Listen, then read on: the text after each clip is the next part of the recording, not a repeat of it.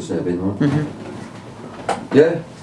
Okay, right, so I'm in South East London somewhere with Ben Fellows, and Ben has got so much to disclose about what I believe are paedophile rings that are operating in this country, and have been for a long time. I think that's pretty much what I'm here for, Ben, really, isn't it? Yeah.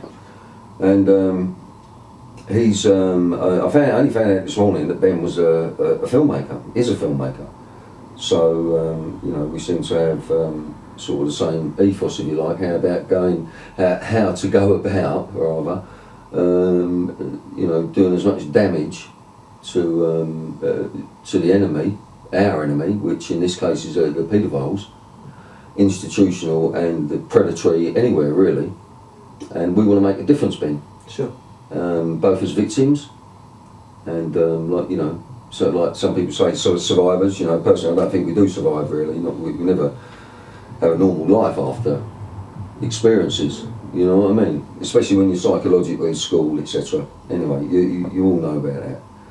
And on Tuesday, I am going to Westminster Magistrates Court, where Max Clifford is going to be attending to be pushed forward for Crown Court for trial. And I was going to ask Max Clifford if he was aware of a paedophile ring that was operating with the two main names that are coming to me is Jonathan King and Simon Cowell, and that's through investigations of mine. And that's the question I'm going to be asking, but I'm also going to be asking why he sent Ben Fellows at the age of 13 to Stringfellows and other children, many other children. And that's what I'm going to be asking Max Clifford. Now, Ben recently, well, let Ben tell his story. Recently, you've had some trouble because Ben has got to up and leave home. And why is that, Ben? Well, on 6 months ago, I wrote an article, basically for the 21st Century Wire, which is an internet website news forum blog, and basically I told my story of my personal experience of being in the entertainment industry, and how children were procured, how they were passed through casting directors to various prominent entertainers and movie stars, stuff like that. And I also mentioned the idea that when I was working for the Cook Report, I encountered Kenneth Clark MP, and when I did so, and I met him at Ian Greer's office, he molested me. Yeah. How did he molest you? He put his hand on my penis and kept it there. Right. Over my trousers. Yeah. We were chatting, and it was all very pleasant. I was sent by the Cook Report, and just incidentally, just to give you some background on the Cook Report, the story was the Cash for Questions story, which was about the idea that politicians were paid to ask questions in the Houses of Parliament, and which was circumventing democracy. You know? And so we were there investigating that. I was to play a part of a businessman as assistant, a businessman's assistant, who basically was this 15-year-old kid. Now I was 18, but the producers said, look, these are politicians, to grease the wheels. Can you say that you're 15? Because we know they're like young boys. And that was a fact. That was what the producers, the Cook Report, knew for a fact. To get you the part? Well, to get in with these politicians and people that we were speaking to. Yeah. That they thought if I said that I was 15. Now, at the time, I looked very young. I was a child actor. I was 18 years old. I was still playing children of 15 and 14 because that's how young I looked. And so this seemed a very logical thing. So I didn't question it. I was a child actor. They were always saying lie about your age in some way or other for whatever part. They want a 15-year-old, but you're 13 or something. So say you're 15. So to me that wasn't unusual. So I went to deliver, I think, a letter to Ian Greer, who was the political lobbyist at the centre of this scandal, because he was the one who was hooking up all the politicians and the business people together for this corruption. and basically to say that we were going to hire the company. You know, we've paid X amount of money to them already, we're going to pay some more and use his services to try and get down to the Prime Minister John Major. If we could pay money to meet the Prime Minister, that would be a major thing. And so I took that letter, met Kenneth Clark, and Ian Greer, when I walked into the room, said, Ben Fellows, meet Kenneth Clark, MP. Now, Kenneth Clark says that it was mistaken identity. Oh, right. Well, the point is, I was introduced to him by his mate Ian Greer. So whose identity are we mistaken about? Is Kenneth Clark isn't sure of his identity, or is Ian Greer not sure of Kenneth Clark, his friend's identity? I was introduced to him, so I have no idea. You know, it looked like Kenneth Clark to me. You know, I was a kid, I wasn't very much into politics at the time. So I was doing the acting thing of being very pleasant and nice, and they offered me alcohol straight away. They knew how old I was. They said, how old are you? I said I was 15 years old, and they offered me a drink. I think I had 2 drinks there, and at some point I was directed to look at a picture. You was 18, but you told them you was 15? That's right, yeah. So when you met Kenneth Clark, you told him... I was 15 years old, what school 15. I went to, things I was into, you know, kid talk. I was wearing a suit, so I looked all kind of, you know, prim and proper, as it were. And so... and who sent you there? The producers of the Cook Report. And they sent me there to deliver this message, knowing full well that Ian Greer liked young boys because his partner at the time was a mixed race guy, I think in his 40s. So obviously I'm a mixed race kid. He was gonna, you know, I was candy floss to this guy. So I was directed to look at a picture in the office, and Kenneth Clark was there, and Ian Greer was there. And as I looked at this picture, Kenneth Clark turned around to me, and with his right hand he cupped my genitals and kept them there. And that was it. And it was maybe gone on for like 15 seconds or something like that. Pulled it away. And that was it. Nothing was said. It was just... you know, because we have to try and get this out. You know, he's saying it's you know, mistaken identity. Would you take a lie detector test? I've already asked this actually, saying that Kenneth Clark done that to you. Every day of the week and twice on Sundays. That's no problem. And so you would, Yeah, of course. And would you take a lie detector test that's saying that Max Clifford sent you to Peter Stringfellows on a regular basis, along with other children? Would you take a lie detector test on that as well? And about anyone else I've mentioned as well. Okay, right. So now what Ben and I were talking about earlier was a lie detector test. It's not admissible in court in this country as evidence, apparently. But when you look at the Jeremy Kyle show, families are torn to pieces on the results of lie detector tests, and the government allows it to be shown, and Ofcom, etc., and all the governing bodies allow it, and he's never had any trouble, and it's been on many TV shows. So the government allow that, and it seems that the lie detector test is not being used in court because it will do away with a lot of solicitors' fees. You know, they would lose a hell of a lot of money. The way it would go was that you'd get a phone call, say in the afternoon, saying, look, there's a party at Peter's, and the car will pick you up or whatever. So you get a nice car there. They'd always pick you up in a nice Mercedes or something like that, drop you off outside, you'd go straight through the doors. Everyone would be queuing in those days, and basically you would be taken by one of the staff that was in there, one of Max Clifford's office workers or something, you know, people who worked in the office. So these parties that he sent you to at 13, you was given alcohol more or less straight away? Oh, absolutely, free drinks. So you're going to Peter Stringfellows at 13, and you're having a drink in Peter Stringfellows? Were you offered cocaine in there as well? So you're 13 years of age, Max Clifford is sending you on a regular basis? Well, I mean, when these dues happened, I mean... How many did you go to at Peter Stringfellows? Maybe sort of over a year or so period, probably every other week or something like that. I mean, it was a lot. So Max Clifford sent you there? Yeah, his office.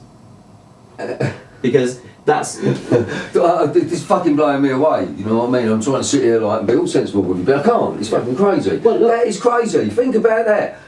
Max Clifford, you were sending 13-year-old children to Peter Stringfellow's place. So, Peter Stringfellow as well, so he's in it as well, obviously. Yeah, I mean, you know... And you were given cocaine And it was just like a free party. You was, it was, but you felt great because you was being an adult and being accepted as an adult. Look, the thing is, you know, when you're in these situations, yeah, they treat you like you're a god, you know. Yeah. Obviously, because they want something from you, and nothing ever really happened at Stringfellows. It was drinking drugs and meeting people. It was the after parties where everyone moved on to hotel rooms and wherever you were invited to other parties where actually things started to go really wrong and you were in danger definitely at those things. So the sequence of events that led you to the danger zone was firstly... But this wasn't just young boys, it wasn't 13-year-old boys, it was like girls as well. Absolutely. This was boys and girls, you know, and usually the well-to-do stage school kids, they were ballet dancers a lot, you know, kids who were sort of like at ballet school and stuff like that, who, you know, very beautiful young women, but they were kids, right? The girls always looked a lot older than we did, you know, so, you know, it was you didn't really know them. I knew faces. I knew some of the people who I knew, but the rest were just like going to a party. And you like anyone does now. You go to a party, you mingle, you chat, and then it goes on to another party or whatever. Except this time it was going on back to the Dorchester or to the Four Seasons or to the Ritz-Carlton or wherever. And it was it was very wealthy people parties that you were invited to, and they always descended into sex and drugs, always. You want to tell us what happened? Well, as you know, I did the... First of all, Ben had up film footage. He had 2 detectives that came to see him. How long ago was that they came here? Oh, I don't know, about a month ago maybe? A month ago. And then 6 weeks. Oh, 6 weeks ago. And then Ben put up the footage of the detectives. You filmed them in here in your home. Yeah, well, I had to, because when they... well, 6 months ago this started, really. And it was... they came to me and asked me to do a statement about my article that I'd written about Kenneth Clark touching my penis. Yeah. And they basically forced me to make a statement. I didn't want to do it. I said, look, I've done my article. I'm happy that it's out. He will not sue me because it's the truth. And also he won't sue me because of Cash for Questions, which they didn't really know about. And I said, look, Cash for Questions was a major scandal. It hasn't been solved. And so he was involved in that? He was, well... Explain the Cash for Questions, just for the public, and to me actually. Okay, well, Cash for Questions, as far as I was involved in it, was that we were posing as wealthy business people. I was the assistant to another businessman. How old was you? Well, I was 18, but I was playing 15. Yeah. And so our act in front of Ian Greer was to try and convince him with money, basically 10 grand envelopes filled with 10 grand going up to Ian Greer, to introduce us to prominent politicians so that we could get our business interests pushed forward onto in front of the government. Now, and was this through the Cook Report? And this was through the Cook Report. Now, oh, right. If you're a normal person, what you have to do is go to your MP, lobby your MP. Your MP then, if he thinks that, you know, the trees down your road, you know, shouldn't be cut, will go into the Houses of Parliament, and at Prime Minister's Questions will table a question, and that puts it onto the agenda of the Prime Minister and of the government of the day to solve. Well, if you could just get a businessman to pay £50,000 to a politician, or 10 grand, or put them in a hotel and all this kind of stuff to get that, well, that you're circumventing democracy. And in actual fact, all the problems that we have since Cash for Questions, as a result of Cash for Questions. Mohammed Al-Fayed was persecuted because of what he said about the government being corrupt because of Cash for Questions, and no one believed him, and he was telling the truth. That man sat there and said exactly how it was, how these politicians are corrupt, and how they basically want money and they're greedy, and the Hamiltons, you know, happened. And I think Jonathan Aitken went to jail for a little bit. So, but they were all minor players. And you know, like all these parties that you went to when you was a kid. Were there people filming there? Not that I'm aware of. No, so you're not aware. So there could have been sort of covert cameras, or I'm sure there were. You know, I think that because you know at Elm House,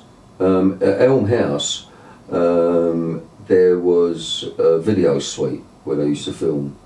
They had video facilities, Maria, didn't they? In a sauna. In a sauna, yeah. So, you know, there must be films and photographs and all sorts of I'm sure there was photographs. There were photographers around. There could be photographs of you still out there. Yeah. Yeah, I mean, that's crazy, isn't it? The after one of these auditions I went to, my mother got contacted by the police, And some months later, I think I was 11, it was one of my first auditions in London, because I lived in Birmingham at the time. Yeah. And come down to London, and my mum got a call from the police some weeks later that said that the audition I'd been to for the world's largest soft drinks manufacturer had actually used my audition where I had to take my top off and what have you. Who is the world's largest drinks manufacturer? I believe that's Coca-Cola, I think. Oh, right. So, and it was at an audition. And so I had to take my top off, and the police had come to my mum and said the photos that I'd taken in the video was actually used is a paedophile ring. They'd actually arrested someone who'd had all the audition materials and tapes, and they were passing it around people and stuff. Now, we were never called to court because I don't think they had plenty of people, but we were certainly contacted and spoken to and asked if we were willing to go to court on that. So that was really probably one of the first experiences I had of the entertainment industry after the RSC, because I was at the RSC first. What's the RSC? The Royal Shakespeare Company. Oh, right. And they were looking for mixed-race kids. So you were well educated in that industry, really? Yeah, yeah. But the RSC were perfect. It was a magical time. It was beautiful. It was everything the industry should be when I was there. I still can't get over the Max Clifford sending all those kids to Peter Stringfellow's parties. And others. I mean, it's not just... I mean, it's whoever his clients were, and they had dues. Where is everyone? Why the police, people must have come forward to the police, yes. But so the police are obviously hiding their, at least hiding their, the people that are coming forward. What are they? I had the police sitting here, yeah? Yeah. And what they did to me was they forced me to make the statement I didn't want to make. So I made the statement. I spent 8 hours talking to a detective here, taking the statement. 8 hours. And all they did was they surrounded me with negativity when they came back. They came in here and they said, this person doesn't remember it like that, this person doesn't remember it like that, this person doesn't remember it like that. We're not saying you're a liar, but... Yeah. So I'm sitting there going, well, look, I've just tried to do the right thing. I've come forward. What you're saying is all the witnesses are obviously being manipulated. Well, they all work for me. Well, they will try to manipulate you if they're saying, like, you know, that why should they be telling you that this person and that person? They should just get your story. If all the stories gel, then that's it. If the stories don't gel, what they... But the thing is that all those people, the 4 people that I've spoken to so far, all work in mainstream media still. In other words, they still have something to lose. They haven't spoken to Kenneth Clark MP, and they said they wouldn't be speaking to him because he was above the law. Yeah, they wouldn't be speaking to Ian Greer because he's in South Africa. In actual fact, I told them though he was in South Africa, they actually didn't know. And so I said the 2 people that were in the room with me, you haven't spoken to, but you've spoken to people that weren't even there, or have something to lose. They admit sending me. Yeah, they just don't admit what happened in the room. Now, the interesting thing is that it was videotaped because it was the Cook report. We videotaped everything. So we had a jacket camera and we had a suitcase camera. And when I was in the room, the suitcase camera I think went on the sofa opposite, and I had the jacket camera on. Now you can't see anything with the jacket camera because obviously someone comes in and touches you that way. But on the suitcase camera, you saw it. And when I got the tapes back to the, we were staying in the place called the Hyde Park Residence, they played the tapes, and the producers sat there and they watched it, and I watched it. So I know that they knew that I'd been molested by Kenneth Clark MP, you know, and they were shocked and said, they were like, well done, Ben, you know. You know, the point about the Kenneth Clark MP molesting you like that, it just goes to show that you weren't the only one. That's not the first time he's done that in his life. Yeah. Do you know what I mean? That's 100%. So let's not go for the one, you know, it's like the historical abuse. You know, we hate that term because yesterday was history. So, you know, this guy, if he'd done this to Ben would not, because it's the arrogance of it. You know what I mean? Yeah. That's what, and like they own you. First time you'd ever met him, and he done that. Yeah. Now the thing is that because it's on tape, we watched the tapes. Now, what was interesting was that during the Cook report, we got down to basically meeting John Major, the Prime Minister. Now, John Major knew what we were doing, found out about it, and got Carlton Television, Carlton Communications, to buy Central Television to get hold of the Cook report tapes, to get hold of the tape of Kenneth Clark molesting me in Ian Greer's office as well. So these tapes were taken by Carlton Communications. What is that film footage? Well, this is what I'm getting to. John Major said, well, the scandal was so huge it was going to bring down the Conservative government, got Carlton Communications, who was a client of Ian Greer at the time, to do him a favour, which was to buy Central Television, which we were planning to do anyway, but much later. Because they were going to buy sort of all the little small independent television stations. So he could get that film footage. To get that film footage. Now, the man who did the actual getting of the tapes was Prime Minister David Cameron. He worked for Carlton Communications. He was Michael Green, the CEO's right-hand man, and he handled it. So when the police went to David Cameron to say about questioning Kenneth Clark, guess what he said? No. So the Prime Minister is actually covering up for Kenneth Clark, because he's the guy who, when he was in private business, got the tapes from Central for Carlton and for Prime Minister of the Conservative Party. Who's got the tapes? Well, this is the interesting thing. The Cook Report had it, they would have had copies. Right. Who's the masters? So hold on a second, yeah, right. Yeah. So the tapes went with the Cook Report, yeah. Jack Mulvern of the Times contacted me and said that the tapes had been taken to a place called Iron Mountain, which was this major storage facility, this mega storage facility, where they'd had a fire and the tapes had been destroyed. Well, then the police came and said, actually, there is a conspiracy about the tapes, because there is a conspiracy about Carlton buying Central Television to get the tapes. That's the police admit that themselves on the tapes that you know, the recordings that you now have. And they say basically that it went into the hands of Carlton. Thanks for that. Yeah, you are. I've got the fucking tapes. Went into the hands of Carlton, and then they disappeared. The guy at Carlton who got the tapes was David Cameron, who was the head of communications for Carlton at the time. David Cameron sat on the select committee for a case I was dealing with in the Medhamsley case. Neville Husband. Neville Husband, the prolific paedophile. David Cameron. Yeah. So when the police went to David Cameron, and the Cabinet Office straight away sent Patrick Kenningson, who published the article, Kenneth Clark got the Cabinet Office to write to him, to threaten him straight away. And so because he wrote what you're saying now. Yeah, and so basically, if you look at it, it's that Kenneth Clark got the Cabinet Office straight away to send that emails out to those bloggers and journalists who'd done the story and outed it on the behest of David Cameron, the Prime Minister. And when the Prime Minister was asked by the police to interview Kenneth Clark, he said no. So David Cameron's actually covering up this paedophile ring, which we now know, we have some of the main players, because when I was in Ian Greer's office, they kept saying that I'm one of them.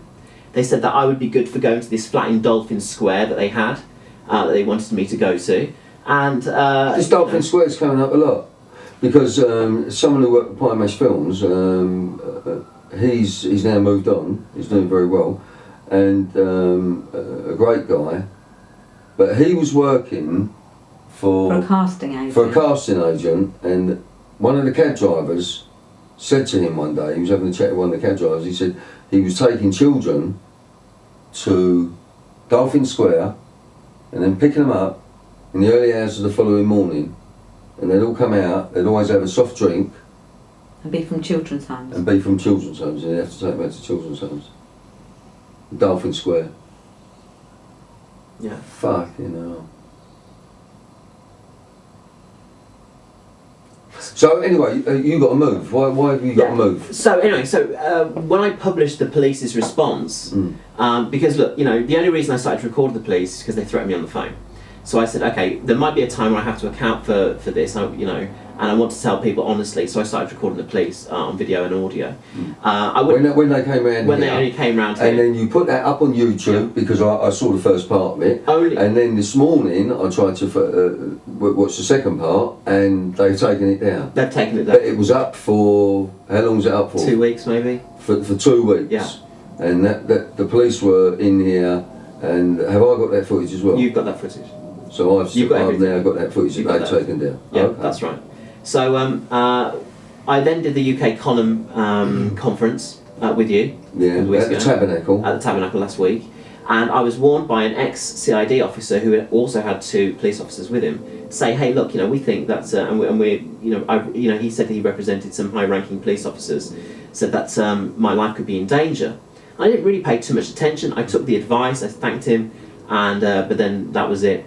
Thursday of last week, what happened was, on the day the terrorist attack happened in Woolwich, we were out at a friend's. We came back at about 11:30. I thought it was my dad calling me on the phone. We picked up the phone, and it was somebody threatening me over the phone, and the guy was standing outside of the flat with the windows on the street opposite on a mobile phone, and basically said, "You know what happened to that soldier today? That's what's going to happen to you if you don't shut up." What was his accent like? I would say that he sounded to me like London 40-something-year-old male. When you say London, would you mean like my accent? Yeah, maybe, yeah. Was you going to say you're a little bit more educated? No. No. A little bit more angry. A bit more, you know how... but with what we call the Cockney accent? A London accent. A London I'd say accent. a London accent. Could you tell, was he black or white? Oh, it was a white guy. Right. Yeah, you could tell. He was quite big, you know, standing outside, you know. Yeah. Not, it wasn't like a, you know, it was just, I think he was probably about 5'8", 5'9", you know, quite, just one of these tall, Yeah. you know, and he had a black face mask on. And what was he wearing? What else was he Black wearing? leather jacket, jeans. Black leather jacket? Yeah, jeans, that's about it. It was dark, you know, it was 11:30. Yeah. So, and I was basically standing at the window, and now... But he had something over his face? Yeah, a balaclava on. Yeah, very much like the EDL guys had on that they were going around with. Yeah. That's why I got scared. Because they've been in the frame recently as well. Well, on the same day, they were here, Yeah. in Woolwich, basically, you know, stirring it all up with the Muslim guys and all that kind of stuff. Because so of what happened. he said you were going to get that? Yeah. And then what else happened? Nothing, he put the phone down. But that was someone standing right outside your window, talking to you like That's that. right. Okay, so now you've got to move. Yeah, that's it. Look, I'm not a brave person who will stand up to absolute tyranny and wait to be killed. I don't want to be one of those stories. I don't want to be a conspiracy theory story. I don't want to be one of those people that's, you know, people are talking about the inquest or anything like that later on. The best thing for me to do is basically say, okay, I've done my bit, and now I'm getting out. I will still carry on doing what I'm doing, obviously. I'm just going to have to move around a little bit. And I'm certainly leaving London, and possibly the country. Well, that's a shame. Yeah, because you know what really annoys me is that the people who are the paedophiles get to live and be happy and have their millions and all this kind of stuff, whilst we are the people who are uncovering the paedophiles get to basically live in fear because of what their armies and police are going to do to us potentially, or maybe not. You know, maybe this is just the psychological kind of bit, but I don't want to wait around to find out whether it actually turns into something. I don't. What made you start disclosing all this, Ben? Well, it's wrong, isn't it? How long ago? When did you first come out? When with the your Jimmy Savile information? stuff broke, and what they said was what really annoyed me was the fact that it was just in the BBC. It was just Jimmy Savile. Yeah, that annoyed me as well. Yeah. I turned to Julia and I went, no. Yeah. You know, because we've been talking about it for years, that it's not that. You know what? I'm going to tell my experience and just say it's not just the BBC. It's the wider industry, and in fact, it's prolific. There are a lot of great people in this industry, but there are also a tiny minority of people, usually the very wealthy, the controllers. Unfortunately, the ones who have made it. That's right, yeah. If you want to use that term, whether they made it or not. But Yeah. one thing I do disagree with you is that I don't think paedophiles are very happy people. I don't think they are.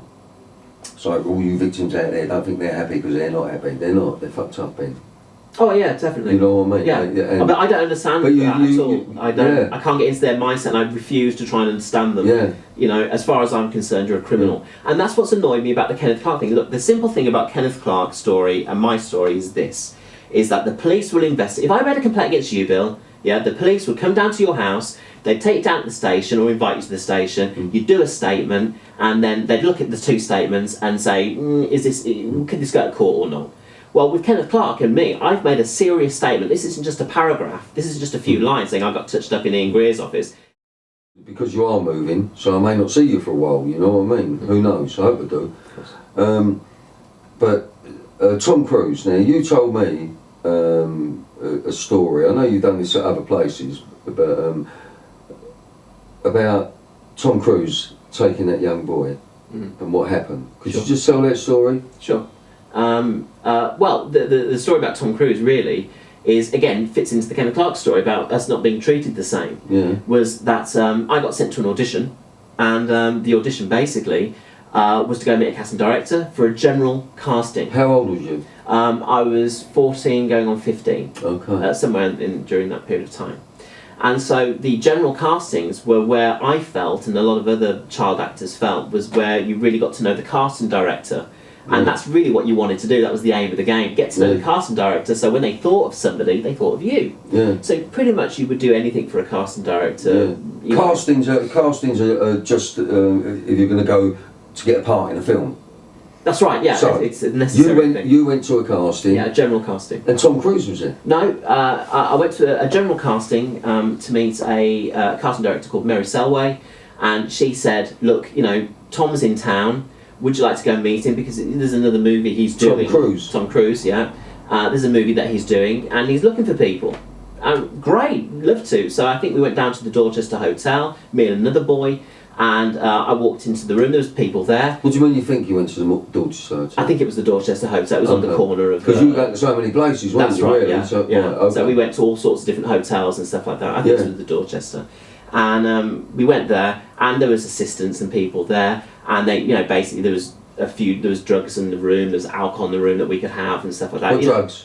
Coke, basically. Make yourself at home, have some Coke, have some booze. Great, you know, that was all kind of very well. I sat on the sofa, did small talk. I was trying to impress everybody, you see, and tell them my attitude. Yeah. I've just done this film, or I've just done that TV wanted to program. be an actor. That's you was only 14, so you was full of yourself. You had your energy of a 14-year-old who thought you was doing really well. And I was competing against the other guy, right? Yeah. So, and you're meeting Tom Cruise. Yeah. So he comes into the room and says, "Hi guys," and basically just gets this other boy and just says, "Come with me," and that was it. And he disappeared into this other room. Now, during the, I think about 45 minutes, half an hour, you know, it was clear, I think, that we heard some noises going on, and you know, it wasn't particularly pleasant. What kind of noises did you hear? Going on, what we're talking about is the room that Tom Cruise took this young boy into, and what noises did you hear coming from that? It sounded like someone being beaten up. Beaten? It sounded like someone... What did you hear? Did you hear the kid screaming? Yeah. It sounded like he was being beaten up. Yeah. And how long was that going on for? I don't know, maybe, you know, it started, and so the music went up in the room, everyone got a bit more animated in the room. So, you know, he came out, I think, after about 45 minutes, and clearly he looked like he'd just been beaten up. He had red face here, and, you know, he'd been crying, you know, he looked very upset. However, by the time he was like, "Thanks guys for coming," and I was like, "Oh, okay." Hang on, so he's come out of the room. Yeah. Did Tom Cruise come out after him? No. So you never saw Tom Cruise again? No. So Tom Cruise has taken a young boy, how old was he? Same age as me, you know, 14 going on 15. 14 going on 15, into a room, beat him, or did he have sex with him, or what? Well, this is what I'm saying, is that when the kid came out and we were going down the elevator together, you know, you don't really talk, he was talking about the new car that he was going to get, or his family was going to get. They'd been offered a, you know, I don't know what car it was, some latest new thing anyway, the BMW or something, that his family was going to get, and he was going to get his part in this film. He thought he'd had sex with Tom Cruise, and that's all I basically say on it, really, because, you know, I don't know, I wasn't there. What did what was his words to you? Was, "I've had sex with Tom Cruise," right? And he was actually not so upset about it. But it seemed to you like Tom Cruise had had violent sex with this kid? Yeah. Violent sex? Well, I don't know because I wasn't there, but the kid thought he'd had sex with Tom Cruise, and he thought he was going to have this movie. They certainly had the car because his family got given the car. So after this happened, this occurrence, when Tom Cruise, or whoever was working with for Tom Cruise, sent this kid a car, or the money for a car. Well, his family. His family, yeah. That's how they bought you off. But he never got the part in the film? No, I don't think they ever materialised. I don't think there was a film, to be fair.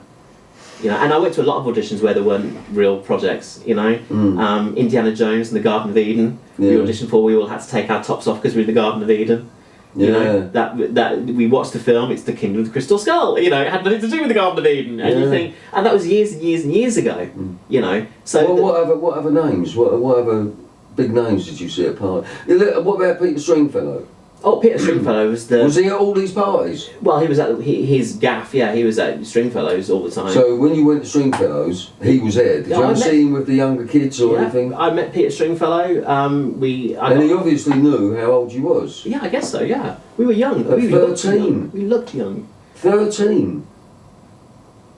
We were children. You can't make a 13-year-old look like... You know what I mean? I have to say that some of the girls... Yeah, Well, maybe have looked 16 or 17. Yeah, but the makeup can do that. You That's know what I mean? yeah. Makeup, the way they dress, that you know, it's. I've come across paedophiles who, you know, they more or less say, you know, I like the young girls that are like, you know, sort of 13 going on 18. You know, and they don't mean 18. They mean they like them at 13, but when they look 18, it makes them more comfortable at parties and. Oh, well, isn't it, Ben? Yeah, it is, and unfortunately now it comes. Now your life's under threat. Yeah, basically for what? I told you to be careful, didn't I? Yeah, you did. Yeah. Anyway, I think he's a brave man, and there's so much more. Now Ben has given me most of the footage that he's shot. That he's got anyway. All of it. All of it. Yeah. All right. So Yeah. I've got the red dot there now as well. And I'm going to go through it diligently and do what I can with it. And this is really crazy, you know. This is really crazy. But can I just say, Bill, look, we have an because opportunity. you've got so much to talk about. Yeah, but we have an opportunity now. Is that we've discovered it? It's out. We know who they are. We know who the leaders are because this goes from Prince Charles, Jimmy Savile, Kenneth Clark, David Cameron. We know these people. And for you've a got fact. all that in these recordings you've given For a me. fact. So yeah. I'm going to be putting it all together. Yeah. If you when they say about in the see, I think Jimmy Savile was going to Margaret Thatcher's.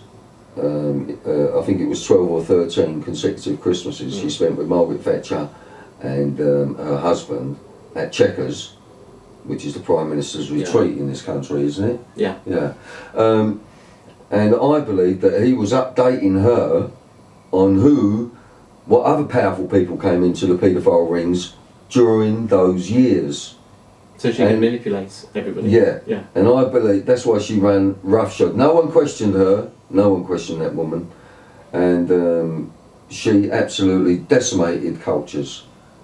You know. Yeah. Basically, very similar cultures, but just with different accents. Yeah. You know what I mean? Poor people. Yeah. Yeah, all over the country. Yeah. And she just done what she wanted. You know, and that's it. And David Cameron is, you know, I asked Nick Clegg, when was the last election? When was that? When did the last election? Is it 4 years they've been in there? I think it's about three years ago. Well, 3 years ago when they was out, I caught Nick Clegg on Blackheath, and I said to him then, what are you going to do about institutional paedophile rings that are operating in this country now? And he said to me, you won't believe this, Ben, especially after everything that's come out that he knows, he said to me, I don't understand what you mean by institutional paedophile rings. And my exact words was, well, I might as well fuck off then, mightn't I? And all the crowd said, answer the question, answer the question. And it was never aired. There was a piece in the Guardian, was it? Or the Mail. Or the Mail, about me asking that question. And then the same time, last election, I was thrown out of question time, Jonathan Dimbleby, because I asked Michael Gove and Michael, who's the guy with UKIP? Nigel Farage. And Nigel Farage, I asked them, what are you going to do about institutional paedophile rings that are operating in this country now? And I was thrown out. They wouldn't talk about it. No. You know, and that was a long time ago, that was. Yeah. And the Jimmy Savile thing, you know, and Jimmy Savile being a necrophiliac, and, you know, today's victims are tomorrow's witnesses, and I believe that there are murders involved, like people wouldn't believe. I do. Paedophilia is not about necessarily having sex. I know. With young people, it's the whole gambit of abuse, going from molestation on. Well, tell them. Well, this is it. This is going from molestation on the bus by some guys sitting next to you, which happened to my mother when she was a child, to basically people being raped and murdered. And if you think that that doesn't happen, that's exactly what happens. That's exactly what this is involved in. And they use the care system to do it, because what do you want? You want damaged children who, when they complain, no one will believe. Well, you're just a kid in care, or you're just this, or you're just that, you're a little criminal, whatever. Yeah. And if they disappear, where did they go? They just ran away. Yeah, 30,000. We don't know. We don't know where your child is. They ran away. That's Learning difficulties, serious problems. Could be living on the street. Could be prostituting themselves. We don't know where your child is. What can we do? We have a serious problem of children going missing in this country. What, 30,000 children a year go missing. Well, I heard 100,000. That's what I heard. So different figures, you know. Well, okay, yeah, but the point is they're going missing, and they've closed down the argument to have a sensible conversation about this because of the paedophile rings. And so... Well, detectives that I work with, they tell me, and not retired detectives, you know, serving detectives, they tell me that, you know, kids are being pimped out still being pimped out from certain children's homes, and, you know, it's still going on, Ben, it hasn't changed, and that's what you lot have got to understand. It still hasn't changed, and this man's life is seriously at risk at the moment. So, and I'm going to look at some of his footage and cut it up and show you what he's been doing, and let's go and see what Mr. Clifford's got to say. And this man's going to take a lie detector test, Mr. Clifford, saying that you used to send 13-year-old children to Peter Stringfellows, Mr. Clifford, and I believe that you are a supplier. Were a supplier of young children to paedophiles, and you didn't give a fuck. And you, in my life as a victim, you are possibly one of the lowest fucking people that has ever been in this country. And you disgust me. And I just hope from this and what's happening and what is going to happen to you will bring some kind of justice, because you know all of them. You know all of them. The time's up then. Anyway, not ours, theirs. Yeah, definitely, and this is the opportunity to do it. If we miss this opportunity now, they'll have license, they'll feel that they have license to do whatever they want.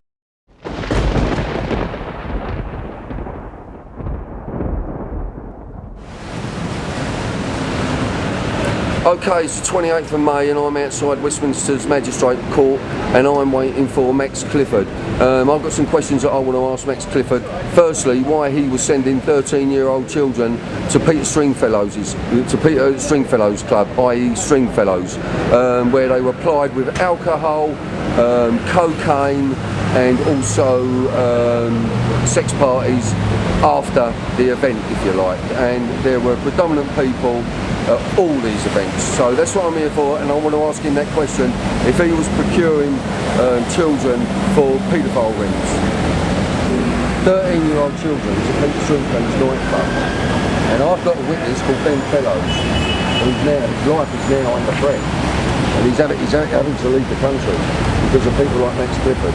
These people are worried about getting shot.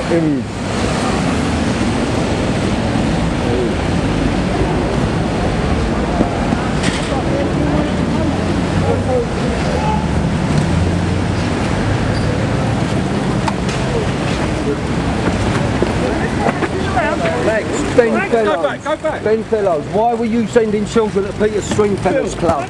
13-year-olds. 13-year-olds, Max. Ben Fellows.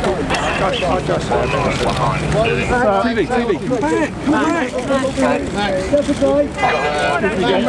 Right, we need to get into the court, gentlemen. Take a big step back. Step back. Step back. Max. You okay? Hold on, get touched here. Come on. Max. Why were you supplying children at Stringfellow? Why were you supplying children to Peter Stringfellow? Are you not quite the bullshit? I know, Ben Fellows. Come on then. Stand back. Move along, please. Move along, please. Get back. Move along, please. Move along, please. King and Simon. Move along, please. Ben Fellows, Max. We've got her. And I represent the victims, Max. My name's Ben. Come on, gentlemen, move along, please. And I am Move the along, victim. gentlemen. Charlie Nash. Do you know Charlie Nash? Get back. Move along, please. Remember Charlie Nash? I'm not getting closer to me. You just assaulted me. Move along. This way, please. Thank you. Get back. God, give the man some room. No, give the man some room. Max, repent, Max, because you're done. Guys, just stand on my side. Let's get a picture. Max, You're supplying children to You supplying children, Peter Stringfellow, Ben Fellows, 13-year-olds, every second week for over a year, Max. My name's Bill Maloney. Look at these eyes, Max, because I'm going to get you some. What about Get back! Get back! Get back! Back! You assault me again and I'll arrest you, do you understand me? I understand. Get back! What does this feel like today? aware of a paedophile ring that was operating around Jonathan King? Was you and Simon Cowell aware? Max, can we get a picture back here? To your left! Move on, please.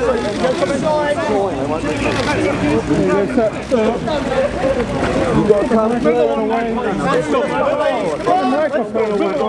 Take the microphone out. Move along, please. Move along, please, ladies and gents. Move along, please. Thank you, Mac. Thanks, Mac. Right, let's see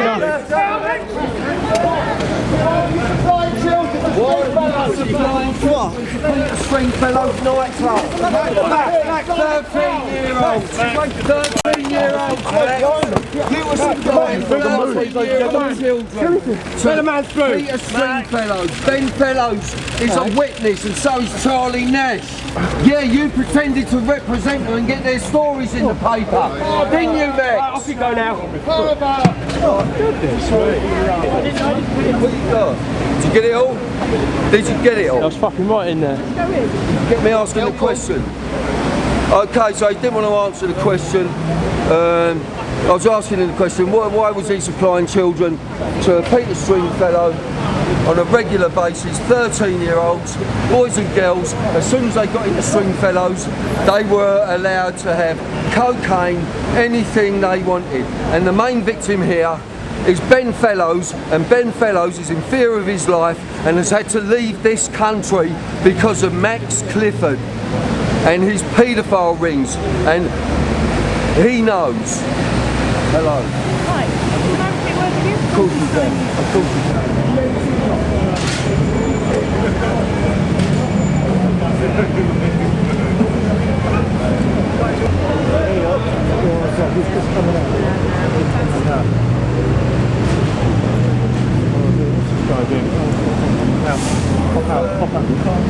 Pop out with.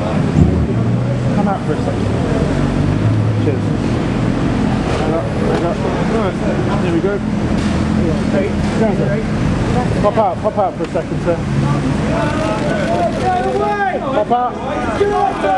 Oh god. You're right, Kate, Max!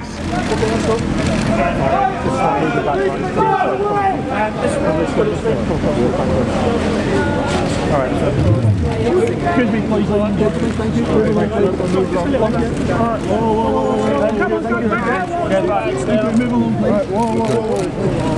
Max, Ben Fellows and Charlie Nash want to talk to you. Yes, Max, Ben Fellows, why were you allowing children to be taken to Peter Stringfellow? Yes, Max, Peter Stringfellow, 13-year-olds, Max. Look into my eyes, Max. You know me, Max, because I know you. You, Max, know all about a massive paedophile ring that has been operating in this country. Max, look at me and answer the question. Get back! Get back! Don't push me forward, stay back.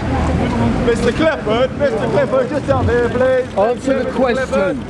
Why did you send Ben Fellows? Ben Fellows was 13 years of age when you sent Ben Fellows to Peter Stringfellow and gave him cocaine at 13 years of age. Oh, good one. You're a bad actor, Max.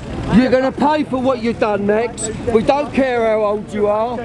You are a criminal of the worst degree, Max Clifford. And my name is Bill Maloney, and I am coming to get all you paedophile rings, institutional paedophile rings, operating in this country now.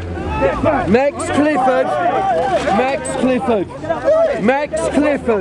paedophile ring. Max Clifford, Ben Fellows, Charlie Nash. Charlie wants to talk to you. Oh, Charlie makes you smile. Charlie makes you smile, doesn't he, Max?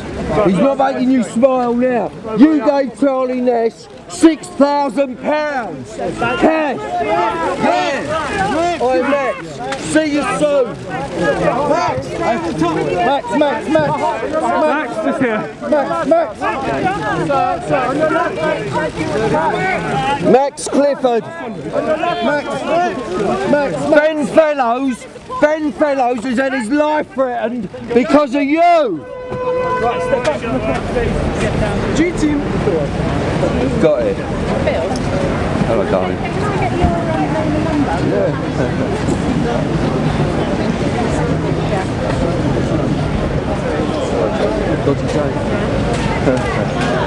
We've got him, and he can't get away because he's aware of the biggest paedophile ring operating in this country. And we're talking about politicians, we're talking about MI5, we're talking about MI6, and we're talking about paedophilia being used to control world politics via blackmail. Via blackmail. It's a long story, and I'm thirsty.